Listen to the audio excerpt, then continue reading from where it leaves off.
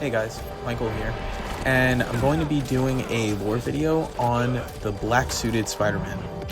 The Black Suited Spider-Man first appeared in Amazing Spider-Man number 252. The earliest concepts of Spider-Man wearing a black suit came due to a fan contest hosted by Marvel Comics in 1982, where the costume idea for the character was submitted by a fan named Randy Schooler, with the initial intent being that the suit would function as a costume for stealth purposes. Marvel's chief editor, Jim Shooter, impressed with the pitch, bought the rights for the black costume from Schooler for $220. It made its first official appearance in publication during a crossover Marvel event known as Secret Wars, which was in 1984 to 1985, which united heroes from a wider Marvel universe against a multiversal entity known as the Beyonder. During the events of issue 8, in December of 1984, Spider-Man's classic costume was damaged due to his displacement on Battleworld with the other heroes, and Bruce Banner, the Hulk, informs Peter Parker of a device that can generate any type of fabric from thought. Leading to him testing the machine for himself, the device generated a black sphere which began to wrap around Peter Parker, creating the black suit.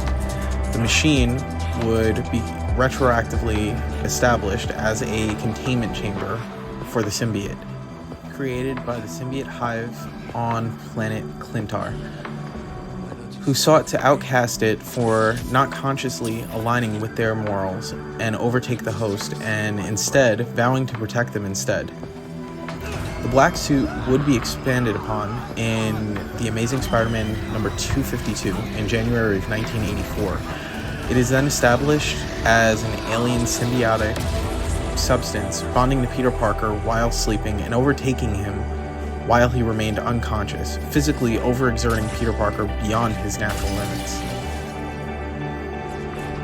Eventually learning of the symbiote's desire to completely overtake him, Parker would visit the Baxter Building, having it examined by Reed Richards of the Fantastic Four, who discovered its weakness to fire and sound waves.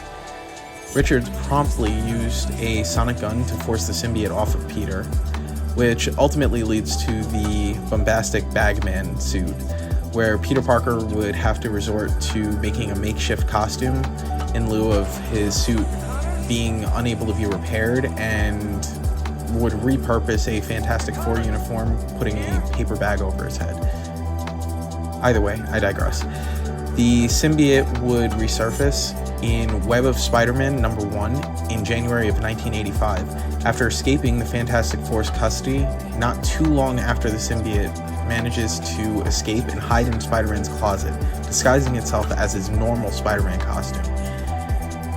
After it successfully reattaches itself to Peter, Peter panics and manages to swing to church where the bell is ringing until the symbiote detaches itself and Peter passes out.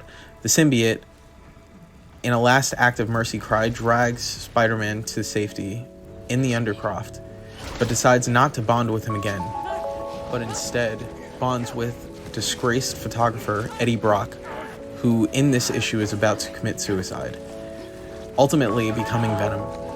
Unfortunately, bonding with Eddie Brock twists the creature, devolving it into a more violent and aggressive behavior, nearly to the point of insanity, having a main objective to kill Peter Parker for wronging both Eddie Brock and the symbiote. Now, for those of you who don't know, the Ultimate Universe is slightly different from the main universe, and I feel like both the video game took inspiration from the main universe as well as the Ultimate Universe, so I'm going to talk about both. As a result, for those of you who are familiar with the Ultimate Universe, bear with me for a second. The Ultimate Universe was created as Ultimate Marvel, later known as Ultimate Comics. It was an imprint of comic book published Marvel Comics books that reimagined and modernized versions of the company's superhero characters. In this universe, Nick Fury was the first super soldier instead of Captain America. The mutant gene was created in a lab using DNA of Mutant Zero, which is later revealed to be Wolverine, which jumpstarts the rapidly growing mutant race. Also in this universe, Reed Richards eventually becomes a villain known as the Maker. Hank Pym, he is portrayed as an abusive husband. The Hulk was a result of a super soldier experiment that goes wrong. And pretty much every superhero that is created is almost derived of the original super soldier experiment or an attempt to recreate it. With that being said, scientists Richard Parker and Eddie Brock Sr. worked together to develop a revolutionary means of healing humanity from diseases and illness, creating a symbiotic biosuit that would encase and augment the wearer's body, naming the creation Project Venom. Due to lack of funding, they were unable to complete their research, and eventually they were recruited by Trask Industries, which helped them complete the project. As a result of the agreement that Parker and Brock signed with Trask, the company eventually took the project away from them, seeing it as a potential bioweapon and as a tool to create super soldiers. To prove their ownership in a lawsuit in court, Richard and Eddie began secretly working on their own version of the suit. Reaching stage 2 of development, they tested out the suit, and this ultimately led to the plane crash that happens that kills Richard and Mary Parker. Meanwhile, Trask still continued studying and developing the symbiote effect, as he called it. As a student at ESU, Eddie Brock Jr. discovered a sample of the Venom Project and began to study it under the oversight of Dr. Kurt Connors, splitting the sample into 2 batches, a test group and a control group. Reuniting with his childhood friend Peter Parker, who had discovered boxes of old documents and videotapes regarding his father's work, Eddie basically shows up and tries to show Peter their inheritance.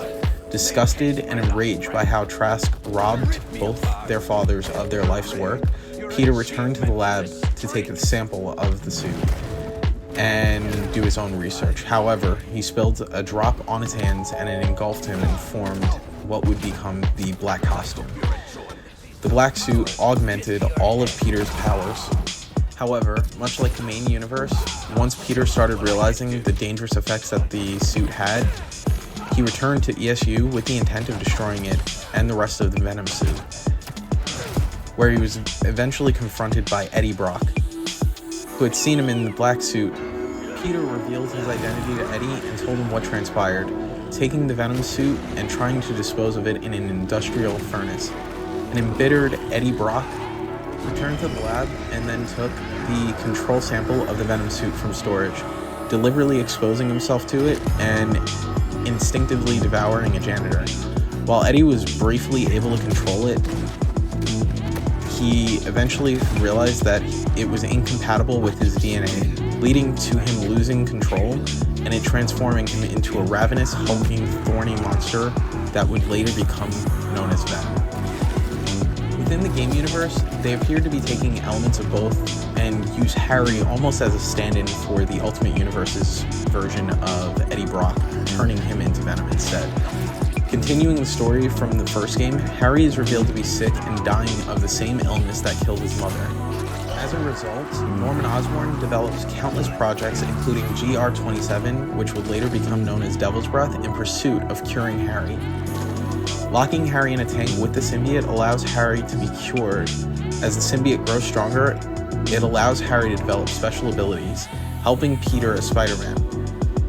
When he is fatally injured, the symbiote transfers to Peter, saving him. With Harry no longer having the suit, he starts to have his condition decline, as the only way to figure out how to transfer it back is to find Dr. Connors, who has been turned into the Lizard by Kraven the Hunter, so that he can finish his final hunt.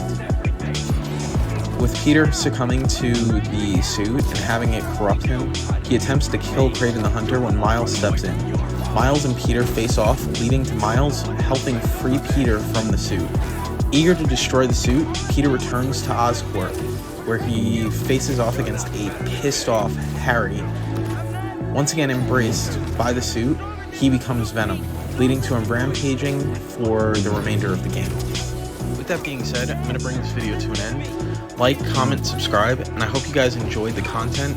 And let me know if you guys want to see more of these lore videos on the other suits that appear in Marvel Spider-Man 2. Also, on the other hand, I do have a playlist for the Marvel Spider-Man game if you guys want to check that out and find out what was going on in the story mode. I kind of did give you guys a little bit of a summary, but it really pales in comparison to what the remainder of the story is and just how amazing the game is. So I do think that you guys should go and check out the other parts if you get the chance.